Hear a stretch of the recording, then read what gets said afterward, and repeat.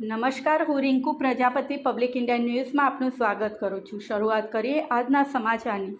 સગીરાને ભગાડી જઈ દુષ્કર્મ આચરનાર સૈજપુરના શખ્સને 10 વર્ષની સખત કેદ।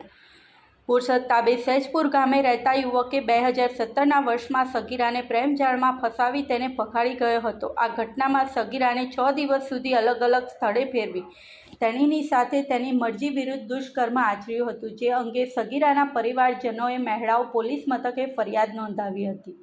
ત્યારબાદ આ કાર્યવાહી પ્રથમ આણંદ કોર્ટમાં ચલાવવામાં આવી હતી, પરંતુ ત્યાંથી પેટલાદ તાલુકા કોર્ટને સેશન્સ ટ્રાયલ ચલાવવાની સત્તા મળતા કાર્યવાહી પેટલાદ કોર્ટમાં ચાલી હતી, જેમાં આરોપીને તકસીરવાન ઠરાવી પોક્સો એક્ટ મુજબ 10 વર્ષની સખત કેદની સજા ફટકારવામાં આવી છે। સાથે ભોગ બનનારને 1 લાખનું વળતર ચૂકવવાનો હુકમ કોર્ટ દ્વારા કરવામાં આવ્યો છે।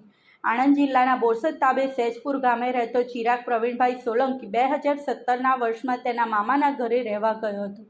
ત્યાં તેણે ગામની એક સગીરાને પ્રેમજાળમાં ફસાવી તારીખ 22/10/2017ના રોજ ભગાડી લઈ ગયો હતો।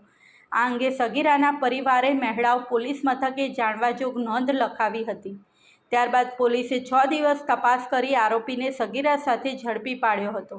આ સગીરાને અમદાવાદ અંબાજીને આબુ ફેરવી તેની સાથે દુષ્કર્મ આચર્યું હોવાથી પોલીસે આ કાર્યવાહીમાં આરોપી વિરુદ્ધ પોક્સો એક્ટ સહિતની વિવિધ કલમો હેઠળ ફરિયાદ નોંધી ચાર્જશીટ કરી હતી। આરોપીને ઝડપી પ્રથમ આણંદ કોર્ટમાં રજૂ કરવામાં આવ્યો હતો, પરંતુ ત્યારબાદ પેટલાદ તાલુકા કોર્ટને સેશન્સ કાર્યવાહી ચલાવવાની સત્તા મળી હતી, જેથી આ કાર્યવાહી પેટલાદ સેશન્સ જજ SSM ટાંકની કોર્ટમાં ચાલી હતી, જેમાં મેડિકલ પુરાવા અને સગીરાની જુબાની ધ્યાનમાં રાખી સરકારી વકીલની દલીલોને ધ્યાનમાં રાખી ચિરાગ પ્રવીણભાઈ સોલંકીને પોક્સો એક્ટના ગુના બદલ તકસીરવાન ઠરાવી અલગ અલગ કલમોમાં મળી કુલ 3 વર્ષથી 10 વર્ષ સુધીની સખત કેદની સજા 10,000 દંડનો હુકમ કર્યો હતો। જ્યારે આરોપી ભોગ બનનારને 1 લાખનો દંડ ભરવામાં કસૂર કરે તો વધુ 6 માસની સખત કેદની સજાનો હુકમ ફટકાર્યો છે। આ સાથે આજના સમાચારને અહીં સમાપ્ત કરીએ છીએ।